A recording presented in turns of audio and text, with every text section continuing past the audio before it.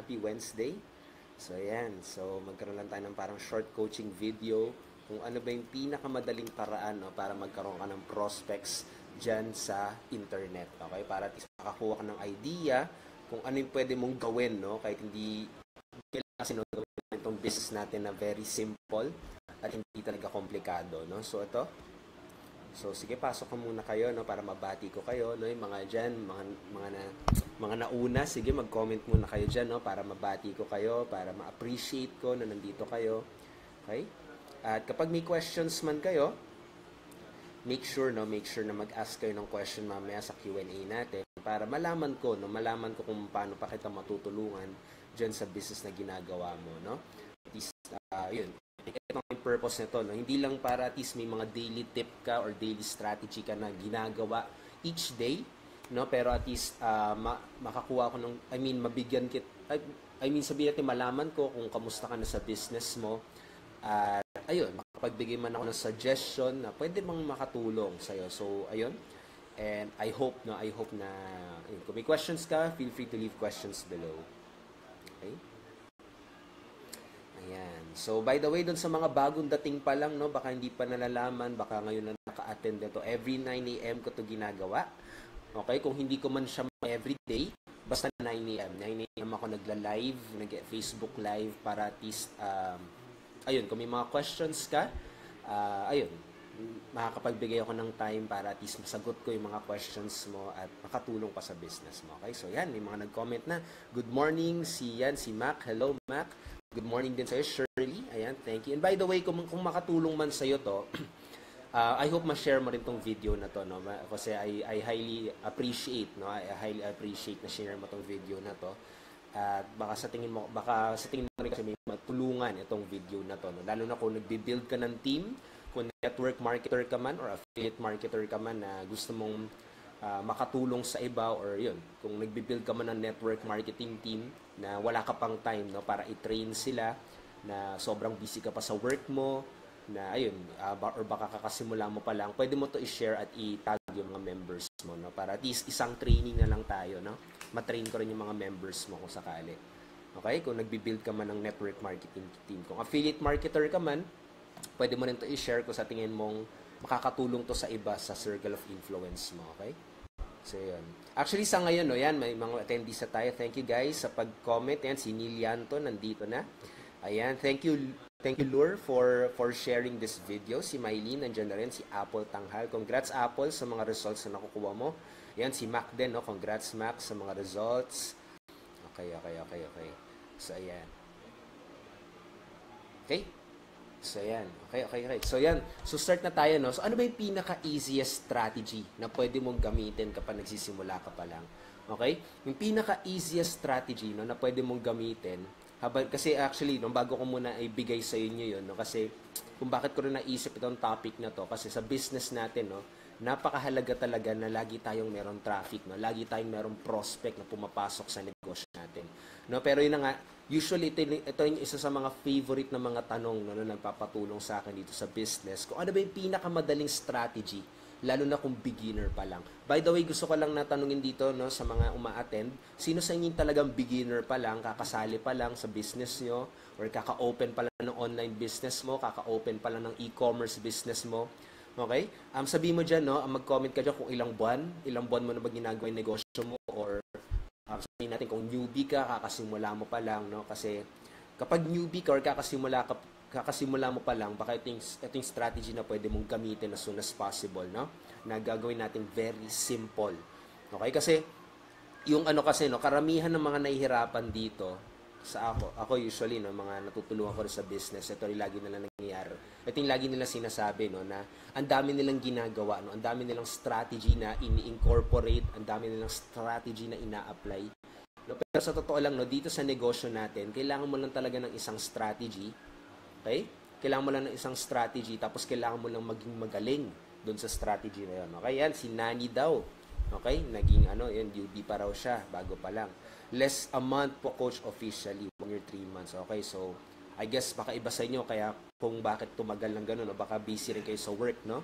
Baka wala rin kayo masyadong oras paggawa ng negosyo nyo. Okay, pero okay lang yun. And I hope ito pwede rin makatulong sa inyo. Lalo itong strategy na to, no? Ang okay na okay ito dun sa mga sobrang busy din, no? Kasi hindi siya masyado time consuming. Okay? So yun. So sabihin natin, no, may nagtanong sa akin, ano ba yung pinakamadaling strategy na pwede nilang gawin para magkaroon sila ng prospect. Okay?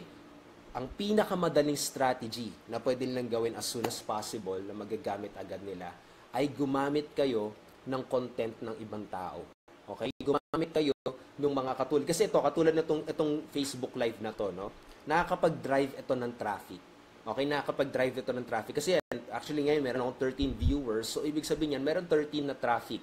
Okay, at saka may mga manonood din ng replay na ito mamaya. Okay, yung mga hindi pa available ngayong oras na to. Okay, so, actually, ito nga, no, kung nakita niyo yung mga trainings sa ginagawa ko, yung mga videos ko, no, nakakapag-produce siya ng mga 400 views per day. Okay? 300 views, 400 views, yung mga ganun, in average ko, mga 400 views, no?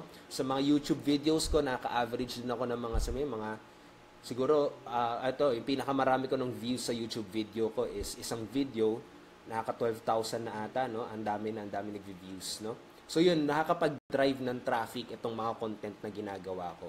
Okay, yung lagi kong binabanggit sa kanila, okay, yung mga nagpapatulong sa akin, yung pinakamadaling traffic strategy, yung pinakamadaling paraan para makapag-attract ka ng prospect ay gumamit ka ng content ng ibang tao sa umpisa. No, kasi merong advantage 'yon, merong disadvantage. Una, pag-usapan natin yung disadvantage. Yung disadvantage doon, iba lang ngayon na po-promote. Okay, yun lang. Iba lang yung nakikita nila, iba yung nakikilala nila. Okay? Yun yung disadvantage doon. Pero yung advantage doon, okay, hindi mo na kailangan gumawa ng content. Okay, kasi katulad ko, shinare mo tong video na to, no? Pwede ka maglagay doon ng link eh, 'di ba? Katulad, share this live video. Tatanungin ka tatanungin ka ni Facebook. Okay, tatanungin ka ni Facebook kung ano ilalagay mong message. Pwede mo ilagay yung link mo doon, 'di ba? Pwede mo ilagay yung link mo doon para may makakita rin ng link mo. Okay? At yung maganda doon, no, hindi ikaw yung nag-effort na kailangan mong aralin kung ano tong content na to. Hindi mo kailangan ikaw yung magsakripisyo ng oras para gumawa ng video na to. Meron ka na agad na post sa social media account mo. Meron ka na agad post sa blog mo. Okay? Ngayon, nag-work ba yung ganitong strategy, no? Nag-work ba yung ganitong klaseng strategy? Actually, yes. Kasi, kung alam niyo yung 9gag, alam niyo yung Rappler, 9gag, yung mga website na yun. Okay? Usually, no, gumagamit din sila ng strategy na ito. Katulad, may nakita silang viral na video sa YouTube. Pinopost lang nila, no, sa blog nila. Tapos yun yung content nila, ang dami na nag-share, ang dami na pumupunta, ang dami na nag-attract ng traffic, no? Yung 9gag din, grabe, napaka-profitable ng negosyong yun. Okay, dahil ang dami na nakukuha mga katulad, yung 9gag kasi, 'di ba, nakakuha sila ng doon sa mga familiar dito, no? Yung mga nakikita niyo mga prank video sa Facebook, no? Yung mga ganon, yung ba yung tawag yun? Katulad yung Pinoy, ba yun? Basta yung may dilaw na logo, di ko na maalala, no? Kasi hindi ako masyado nanonood ng mga ganun, yung mga prank, no? Vines ba yun? Mga ganun, no? Ang nangyayari kasi doon, yung ginagawa nila, may mga nakikita silang mga ibang tao na nag-upload ng video nila. Tapos pag nakita nilang entertaining, nakita nilang viral, ang ginagawa nila, nilalagay nila yon sa fan page nila or nilalagay nila yun sa blog nila. Tapos nandun yung mga advertisement ng produkto nila. Okay? So, yung ginagawa ng ibang tao, sinishare yun ng ibang tao dahil entertaining, dahil nakatulong sa kanila, okay, nakapag-inspire sa kanila. Tapos, yung website ng Rappler or website ng 9gag, no, kapag may nag-click dun sa mga banners nila, of course, sila yung kikita. Okay? Yun yung good side, no? At I believe in yung pinakamadaling traffic strategy, yung pinakamadaling strategy na talaga gawin ng isang newbie. Yung paggamit ng ibang content ng ibang tao. Okay? Ngayon, ito lang medyo kailangan, of course, may pagkakailangan ng permission din. Okay? Depende sa makakausap mo.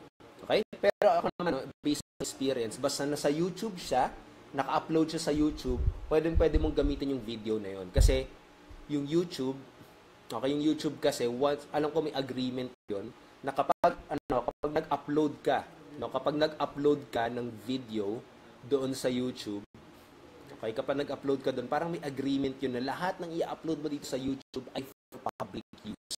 Ibig sabihin, pwede i-share ng ibang tao, pwedeng ilagay sa blog nila, Okay? At pwede nilang gamitin sa websites at pwede nilang gamitin sa mga social media accounts nila.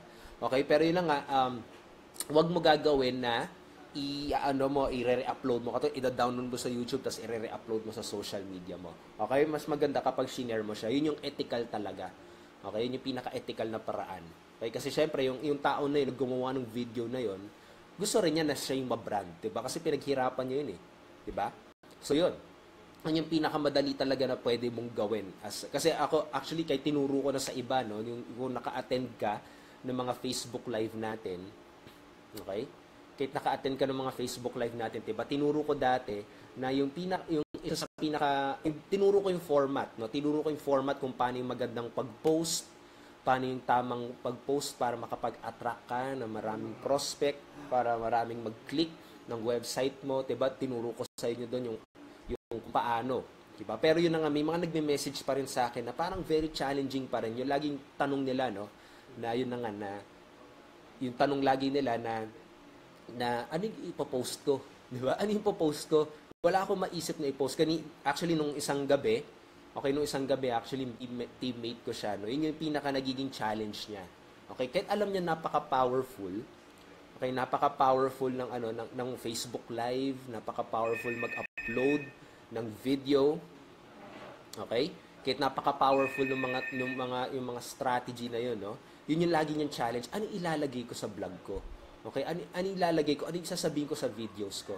Kaya yun, actually, yun yung iniisip ko palagi, no? Paano ko ba matutulungan yung mga tao na nahihirapan, no? Pagdating sa pag-post, no? Yung mga tao na nahihirapan pa rin kahit alam na nila yung tamang format, kahit alam na nila ano yung kailangan isulat. Okay? At ito, kasi itong klaseng strategy na to, no, marami rin natulungan itong klaseng strategy na to na paggamit ng ibang content. Okay? At yun nga, proven talaga siya na nag-work siya kasi nakilala yung 9gag, no? Nakilala yung Rappler, nakilala yung mga iba pang mga viral na mga vlogs, 'di ba? Kahit yun, yung Rappler nga ginagawa lang, 'di ba? Yun minsan balita from ABS-CBN, ganun ang ginagawa niya. Kina-copy paste na lang, gin-embed niya lang sa vlog niya. Tapos yun yung balita niya, no? Magko-counting type na lang, tapos yun yung balita mismo. 'Di ba? So yun yung ibig sabihin, katulad kung gumagawa ka man ng website na tungkol sa mga balita, yun yung pwede mong gawin, no? Pumunta ka sa YouTube channel ng ABS-CBN, YouTube channel ng GMA, tapos i-embed mo lang sa vlog mo. Okay, nakapag-attract ka na ng mga tao na gusto sa balita. Okay? Ayun, konting description na lang siguro, i-describe mo kung ano ibig sabihin ng balitang yun. Parang gano'n, no? Yun din pwede mong gawin kapag nag-build ka man ng network marketing business, no? Or sabihin natin ng affiliate marketing business, no? It depends kung anong industriya ang meron ka. Okay? Kapag nagbi-build ka ng network marketing business mo, katulad na sa health and wellness product ka, okay, nasa health and wellness industry ka, no? Pangpalusog, ang pampapayat, pampaputi, no? Yung mga ganung mga bagay. Okay? Ang pwede mong gawin, maghanap ka ng video sa YouTube. Okay? Tapos pwede ka gumamit ng blogger.com, no? ng libreng vlog muna kapag hindi ka pa talaga kumikita, no? Libreng vlog lang naman 'yun. No? Pwede yung gamitin mo, tapos maglagay ka sa YouTube, no? I-embed, ilagay mo yung video na 'yon doon sa website mo, katulad how to be fit in 10 steps. Yun yung pwede mong ilagay, no? Tapos ayun, hindi ikaw yung nagturo niyon, hindi ikaw yung nag-effort niyon dahil yun na nga baka busy ka nga sa work mo, 'di ba? Baka baguhan ka pa lang, hindi mo pa kaya magturo ng mga ganun, hindi pa malakas ang loob mo sa video. Okay? So yun, punta ka sa YouTube, hanap ka ng ganong klaseng video na makakatulong sa target market mo. Tapos sa bandang baba ng video niyo, katulad ito ng video mo, no? Sa bandang baba ng video nito, maglagay ka lang ng link doon para makita, katulad, kung gusto mo bang pumayat in just 30 months. 30 months, 30 days, 30 days, ang tagal yun. 30 days, no? So, ayun. Na yun yung pwede mong gawin.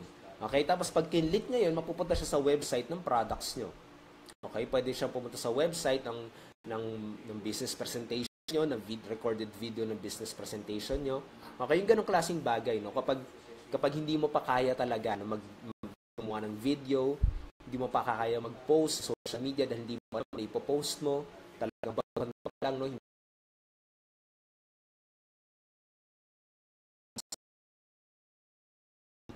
Para magturo. Okay? So, yun. Ngayon, kapag affiliate marketer ka naman, no, nag-o-offer ka man sa Lazada, no, kumikita ka gamit ng Lazada, kumikita ka gamit ang Clickbank, ang Jizu, yung mga ganun, no, affiliate, nagpo-promote ka man ng ebook ng iba, okay? Isipin mo na maigi sino yung target market mo, okay? Isipin mo lang maigi kung sino ba yung pinaka-ideal customer mo, no? Tapos, yung ideal customer mo, ano kaya yung mga gusto niya? Ngayon, hindi mo naman kailangan na mag-post na makakatulong sa kanila na ikaw mismo yung gumawa. Pwede ka pumunta sa YouTube video or pwede ka pumunta sa YouTube, okay? Pwede ka pumunta sa YouTube, tapos doon mo ilagay, no? Maghanap ka doon ng something na makakatulong sa kanila, tapos ilagay mo sa website mo. Ngayon, paano kapag wala ka pang website?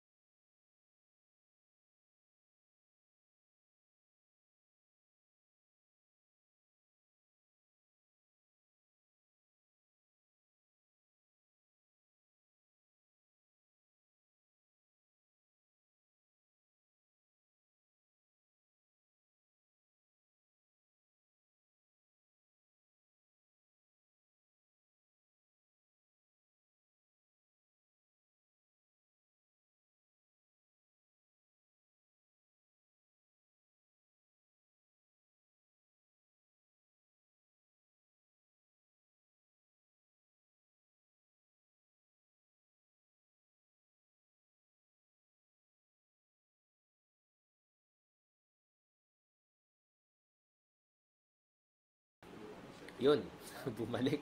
Ayun, nawala. Ayan. So, nawala lang bigla internet ng saglit. Okay. So, yun. So, anong gagawin mo, no? Anong gagawin mo kapag wala ka pang website or wala ka pang blog site, no? Sige, wait lang, ha? I-refresh ko lang para bumalik, no? Ayan. So, anong gagawin mo kapag wala kang blog site or wala kang website, no? Anong pwede mong gawin? Okay? Ngayon, yung pinakamadaling paraan na pwede mong gawin ay gamitin mo yung social media account mo. Gamitin mo yung Facebook profile mo, gamitin mo yung fan page mo, kung ano mang social media meron ka. Tapos, i-share mo yung mga video na nakikita mo. Okay? Katulad may nakita ka sa Facebook, no, na makakatulong. Katulad yun na network marketer ka nga. Okay?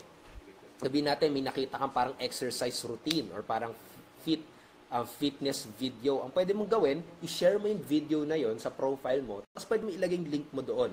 Okay, share. Katulad, ano ba yung title ng video? No? Sabihin, How to be fit in 5 steps. Yun yung naging title ng video na yun. Pwede mo ilagay doon, How to be fit in 5 steps. Tapos sa baba ng yung sentence na yun, no? Sa baba ng title na nilagay mo, if you want to learn how to be fit or how to be more fit or parang ganun, no? It depends kung paano mo kinakausap yung target market mo. Okay? Click this link. Okay? Malay mo, nandun yung business presentation mo, nandun yung product mo. Pero at isang maganda doon, possible na makapag-attract ka ng traffic sa mabilis na paraan at madaling paraan. No? Ang ginawa mo lang, shinare mo lang, kinopy-paste mo lang yung title, tapos andun yung link mo nang papunta dun sa website mo. Okay, ngayon, paano naman kapag offline marketer ka, no? O hindi ka online marketer, wala kayong company website, wala kayong mga ganung mga bagay, no? Ang pwede mong gawin, kung gusto mo matutunan kung paano pa maging fit habang kumikita ng pera, i-PM mo ako. Pwedeng ganun, no? Imano-mano mong invite talaga sa opisina mo. Okay, kapag affiliate marketer ka naman, andun yung link ng squeeze page mo. Okay? So ito, nagwo-work really well talaga to, no, pagdating sa videos, kung videos yung mga nahanap mo. Okay? Kasi madali lang i-share ang video, madali lang talaga, actually literal, pag video kasi pwede mo i-copy-paste talaga eh. Okay?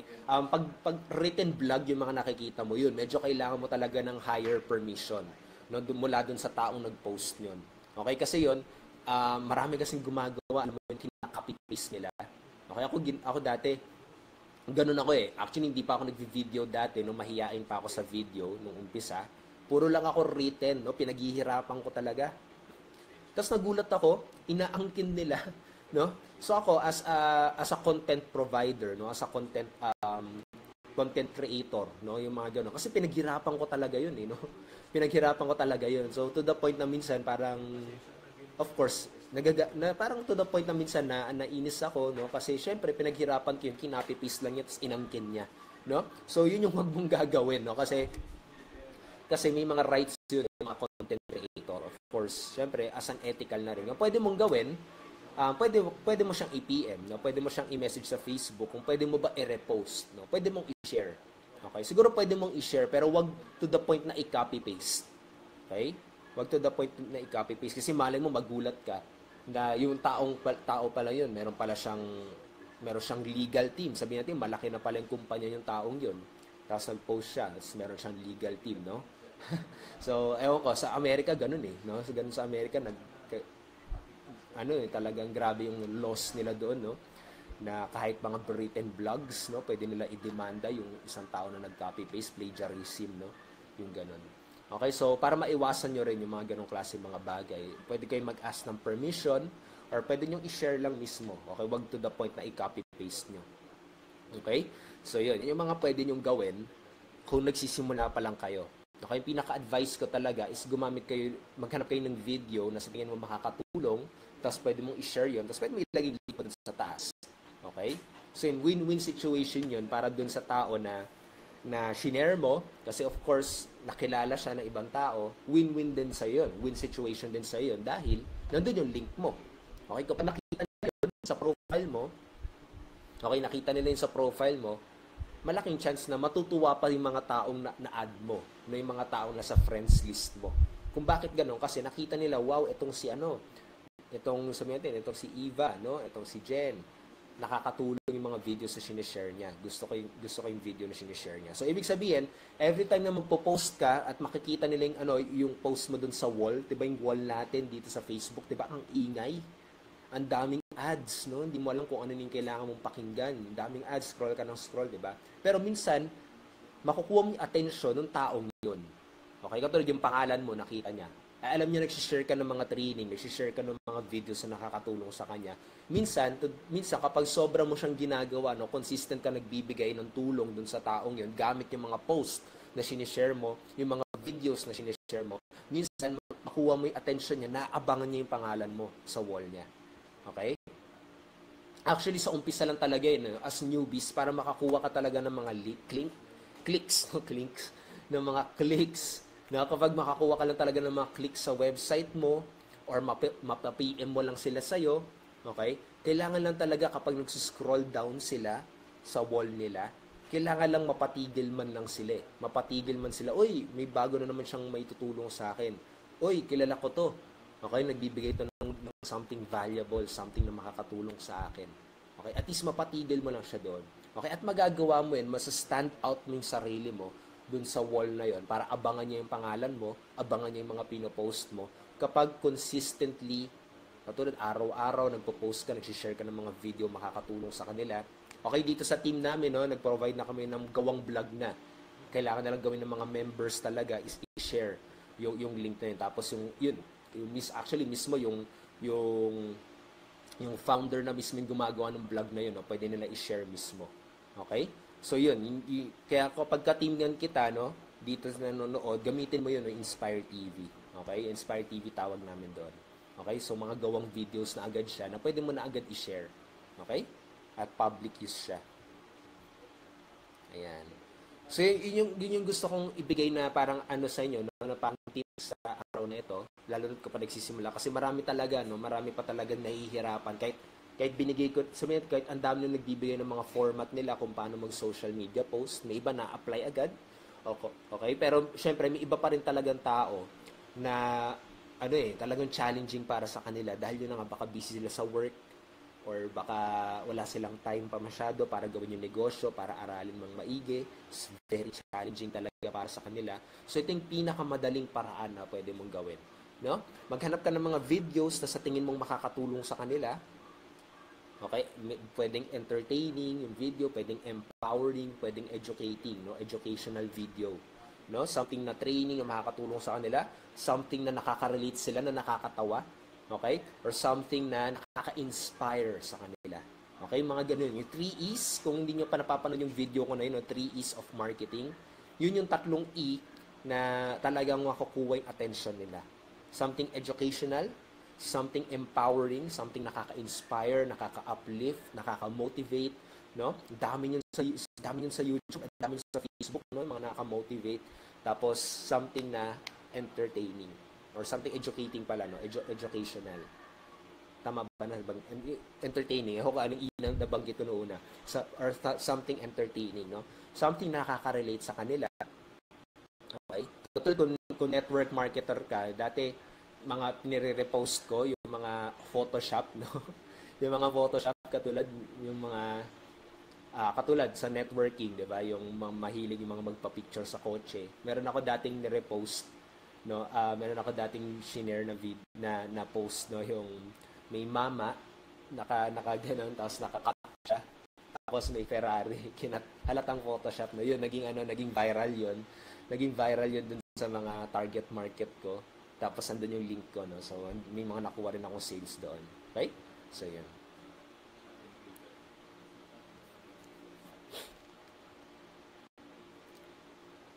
Ayun, si Fe daw, ako hirap di pa alam mag-copy-paste ng video galing Inspire TV. Fe, open na ba yung 30 TIP mo? Okay, kasi yun lang talaga actually nandun yung instructions kung paano sa 30 TIP, do, 30-day traffic. Andun yung instructions kung paano i-copy-paste, kung saan mo makikita yon, no, saan mo makikita yung Inspire TV, ano yung mga links, no, kung paano doon, no? Kung unlock na yung 30-day traffic mo. Okay, kung unlock na siya, make sure na i-review mo lang siya palagi. Okay? Sa umpisa talaga medyo challenging talaga siya, no? Pero kaya naman siya na i-review mo lang palagi. Kasi actually ayun, si Jessalyn ginagamit na rin Inspire TV. Thank you. Good morning Good morning Mary, Climary. Good morning. Ayan. Si Eva no internet daw nangyari. Ayan. So yan. Ayan. Okay. So yun. Pero pagdating doon, Fe, no, sa Inspire TV, meron lang daw link, open pa po, kaso 1 and 2 days pa lang, tapos coaching pa ba? Yes, Fe, okay. So 1 and 2 days sa 30-day traffic. Actually, sa 30-day traffic, di mo na kailangan ng coaching, no? Kung bakit nakalock pa yung iba, kasi sa 1 and 2 days, yun yung reason din, Fe, kung bakit medyo nahihirapan ka pa, no? Kasi, yun yung reason din kung bakit nakalock pa yung 3 and 4th day. No, kasi katulad nyo, nahihirapan ka sa Inspire TV. Kapag in-unlock na lahat yan, ano mangyayari? Okay, possible na info overload ka. Uy, hindi ko pa nagigets to. May bago na naman strategy, ito kaya gawin ko. No, habang hindi mo pa ito nagigets. Diba? Kapag hindi mo pa ito nagigets, tumanon ka agad sa next strategy. Talagang yun yung nangyayari na info overload na hindi mo na alam anong gagawin mo. Okay? Kaya yun yung advice ko sa iyo, Fe, no? Habang naka-open yung 1 and 2 days, diyan ka lang muna mag-focus. At alam ko sa 1 and 2 days, Inspire TV naka-focus dyan. Okay? At yung reason kung ba't di mo pa siya naiintindihan, kasi baka kaka-open pa lang. No? Baka kaka-open mo pa lang. No? Kaya sa umpisa talaga, mahirap talaga sa umpisa. Okay? Katulad sa paggamit ng bisikleta, no? Pagsakay ng bisikleta. Diba sa umpisa ang hirap, bagsak ka muna ng bagsak. Minsan nasugatan ka pa, first day mo. Diba? Minsan ganun, hindi mo magets, minsan naka-frustrate ka, gusto mong sumuko, na wag na lang kaya, no? Baka hindi ito yung para sa akin, ayoko nang masugatan. Pero sa bandang huli, naisip mo, parang gusto ko ata magbisikleta, no? Gusto kong makasama yung pamilya ko, nagbibisikleta, yung ganun. Okay? To the point na, sige na nga, subukan ko to, gawin ko to. Okay? Hanggang to the point na nakakapagbisikleta ka na. Diba? Nag-gets mo na siya kung baka nung umpisa. Okay? Parang isang baby din, di ba? Sa umpisa, yung baby, di ba? Dapa ng dapa, hirap na hirap siya. Yung first day na, tayong mga adults, tuwan-tuwa tayo pag nakita tayong baby, first time nakatayo, no? First time siya nakatayo, no? Tapos, to the point na, alam mo yan, na yun, sa baby, very frustrated siya talaga siya, no, sa first day, no, pagtatayo niya. Minsan pa nga, yung baby, tinatamad ng tumayo, di ba? Dahil alam niyang hirap na hirap siya. Di ba? Hirap na hirap siyang tumayo. Minsan, nafa-frustrate siya, ayaw niya. Pero may mga ibang baby talagang pinipilit niya. Diba? So, kahit yung mga babies, imagine mo, no, kahit yung mga bata, mga toddlers, yung mga babies, imagine mo, no, nakakaranas din sila ng frustrations, nakakaranas din sila ng mga katamaran, nakakaranas din na gusto nilang sumuko, pero iniisip nila, parang naingkit ako kay mommy at daddy, no, nakakatayo sila. Gusto kong tumayo din, diba? Parang ganun. No? So, it depends on you. Kung imagine mo kung baby ka pa lang, sumuko ka na sa pagtayo, no? So, baka hanggang ngayon gumagapang ka. 'Di ba? So, ang pangit tignan 'yun, 'di ba? At pinilit mo talaga kasi ayaw mong buong magdambong buhay mo nakadapa ka lang. Okay? So, yan si Fe. Kahit naka-mobile ka lang, magagamit mo naman 'yan, Fe, no? Kasi yung training sa day 1 and 2, text naman siya. No, text siya. Kaya kahit mahina yung signal mo, okay na okay lang yan. Mababasa mo pa rin siya. At ayun, sabi ni Fe, no, by the way, congrats, Fe, na magta-titanium ka. Congrats, no? Congrats in taking action para sa commitment mo. At yun, hirap nga, okay, I understand you, Fe, kasi yun, yung mga ilan din ako mga natuturuan na talaga na senior citizen, no? I guess, no? Pero wag ka maglala, Fe, kasi dito sa team natin, di ba, merong ang very proud ng mga baby boomers na talagang gusto nila isip millennial. Pero yun na, in your point, Fe, actually hindi naman talaga siya sa may edad, no? Hindi talaga siya, sabi nga, age is just a number nga. Pero it depends on gaano kalaki yung pangarap mo. Hindi yun sa edad mo, pero gaano kalaki yung pangarap mo. At ito yung nakakatuwa dito, Fe, no? Kasi dito sa space natin, wala pang sikat na marketer na senior citizen, na wala pang sikat na marketer na alam mo yun na may edad. Kaya imagine mo yung nakuha mo yung results mo, no? Nakuha mo yun, talagang ang dami mong ma-inspire. Kasi alam mo, laging impression lagi sa mga senior citizen, no? Yung mga impression lagi sa mga may edad na ang hirap naman turuan yan, no? Mga hindi talaga teki yan, no? Paano kapag nasira mo yung impression na yun, no? Nasira mo, lagi mo sasabihin kapag nagtotalk ka, kapag nasa videos ka, kapag nagkaka-result ka na, lagi mo pinopost sa social media na ito, senior citizen ako, pinilit ko sa umpisa, katulad yung sinasabi mo sa akin ngayon na mahirap, no? Dati, lagi ko sinishare yan, ang hirap-hirap talaga, yung mga ganun mga bagay, no? Talaga, sobrang frustrated ako. Minsan gusto ko nang ibato yung cellphone ko dahil sa sobrang sakit ng ulo ko, dahil hindi ko siya mag-gets. Pero bigla mo sinabi, no? Buti na lang hindi ako sumuko. Tinignan ko yung mga anak ko, tinignan ko yung mga apo ko. Okay, gusto ko pa silang matulungan, gusto ko pang makita yung potential ko. Sabihin natin ganun yung kwento mo, no? Kapag nag-video ka, kapag nagpo-post ka sa social media mo, tinignan ko yung sarili ko, ayoko pang mag-retire, ayokong ganito lang ako habang buhay, ayokong magpahinga lang buong buhay. Gusto kong matulungan pa yung mga apo ko, no? Gusto ko pa matulungan sila, gusto kong makilala ako na isa akong lolo at lola, no, na talagang tumulong pa sa pamilya ko. Okay, hindi ako yung tipong parang naging burden na kailangan ako yung tutulungan. Gusto ko ako pa yung tumutulong sa kanila. Imagine mo, no, yung potential mo, no, nakita mo yung legacy na gusto mong maiwan sa mga anak mo, yung mga gusto mong maiwan sa mga apo mo. Alam mo yung parang masisira mo yung belief ng mga anak mo na kailangan kanilang tulungan, na kailangan sila mag-financial sa'yo, magbigay ng financial. Pero paano imagine mo na baliktad mo, no? Ikaw yung nagbibigay ng finances sa kanila. Ikaw yung tumutulong sa pagpapaaral sa mga apo mo dahil sa mga nakinikita mo sa negosyo mo, no? Ano kaya yung magiging tingin sa'yo ng buong angkan mo? Ano yung magiging tingin sa'yo ng buong pamilya mo? Kung doon ka lagi mag-focus, no, doon sa bigger vision mo na yon. Ako, actually, yung kasi goal ko talaga pa naging senior citizen ako, pag tumanda ako. Ewan ko kung na-inspire ka dun sa goal ko, no, sa sarili ko. Kasi it's your goal, no? Mali talaga na ako yung magbibigay ng goal sa'yo kasi pangarap mo yan, pamilya mo yan, buhay mo yan, no? Pero yun yung goal ko sa sarili ko. And I hope nakapagbigay sa'yo ng idea yon para at least, alam mo yun, na maka-inspire sa'yo na ma-motivate ka pa na talagang huwag kang sumuko at mag-focus ka dun sa gusto mong makuha, no? Dun sa gusto mong maiwan na legacy sa pamilya mo, no? So, kaya ako, actually, na-inspire talaga ako sa mga members natin, Fe. Yan, sila Mario, yan, nandito, nanonood si Mario, no? Sila Lilian, no? Yung mga talagang, alam mo yun, na hindi nila pinigil yung edad, no? Sa kanila. And I hope ma-inspire ka rin sa kanila, Fe. Okay? So, yan, si Eva, hina daw ng signal. Pero good morning, Eva. Si Heidi, good morning din. So yun guys, I hope nakatulong na maigi itong sharing na to na pwede mong gamitin as soon as possible. Once again, ayoko masyadong patagalin ito dahil yun na nga, para friendly, para doon sa gusto mag-review, gusto i-replay, no, para hindi siya masyado tedious, no, hindi siya masyado time-consuming para sa'yo. Gusto mo siya i-review. Okay, pwede rin actually, pwede mo rin siguro i-convert ito MP3, no? Pwede pwede siguro ganun, no? Para pakinggan mo siya. May mga iba ganun ginagawa. Kino-convert nila to MP3, tapos pinapakinggan nila, lalo dun sa mga may hina talagang internet, no? Hindi talaga kaya sa video. Ayan. Agree ako sa'yo, Casey, no? Age is just a number. Okay talaga. Okay? It's how big your dream is. Yun yung mahalaga doon, hindi yung edad mo. Okay? Kung gaano kahalaga, kung gaano kalaki yung pangarap mo talaga. Okay? Gaano kalaki yung legacy na gusto mo iiwan, gaano kalaki yung parang tanong mo sa sarili mo, sino ba ako, anong gusto kong mangyari, no? Yun yung talagang, yun yung nagmamatter talaga, hindi yung edad, hindi talaga yung edad. Okay? So, yun. Okay, so yun, I hope nakapag-inspire, I hope nakatulong na maigi tong short coaching video na to.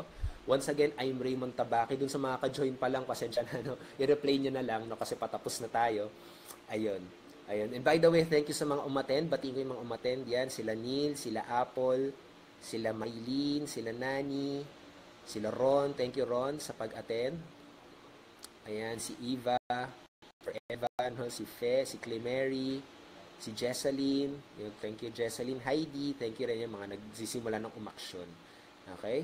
So yun, thank you sa pag-attend. Once again, I'm Raymond Tabaque. Every 9 a.m., I'm doing my best na makapag-live sa inyo para at least masagot ko agad yung questions. Katulad niya si Fe, no? Nagkaroon siya ng concern, nasagot ko agad yung concern niya, no? At napakalaking tulong talaga nyo na masagot ko agad yung mga questions nyo. And I hope na kapag sabihin natin wala kang question ngayon, wala kang maisip na question ngayon, tapos naka-attend ka ngayon, no? Ang pwede mong gawin, of course, kapag katulad within the day, no? Within the day nakaisip ka ng question na pwede mo itanong. Isulat mo muna yun sa notebook mo. Tapos once na nag-live tayo dito every 9 a.m., yun, pwede mo itanong agad para masagot ko agad, no? Mabigay ko agad yung feedback ko. Okay? So, yun.